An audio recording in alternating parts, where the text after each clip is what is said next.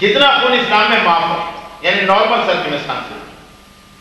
تو یہ last lecture میں آ چکا ہے کہ چاہے ڈریس پر ہو، چاہے باڈی پر ہو، چاہے تھوڑا ڈریس پر ہو، چاہے تھوڑا باڈی پر ہو، ایک جگہ پر ہو، اسکیٹرڈ ہے، تو آپ کو یقین ہونا چاہیے کہ یہ سب مل کر اس مقدار یا کوانٹٹی کے برابر یا اس سے کم۔ لیکن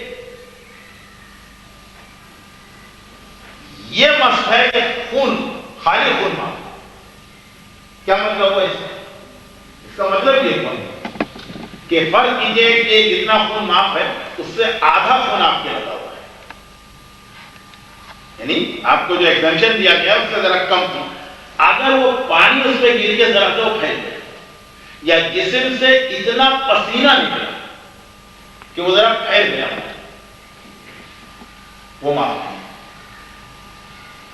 معافی جو ہے ایگزمپشن جو ہے خون کی، لیکن اگر اس میں پانی گیا تو اب کیا ہوا؟ اب دو نجاستیں آپ کے کپڑے پر، خون اور خون ملا ہوا پانی۔ جس پانی کے اندر، پانی میں اگر خون گر گیا تو یہ پانی اکثر نہیں نجاست ہے، یہ ڈفرنٹ، یہ الگ نجاست ہے، خون الگ نجاست ہے۔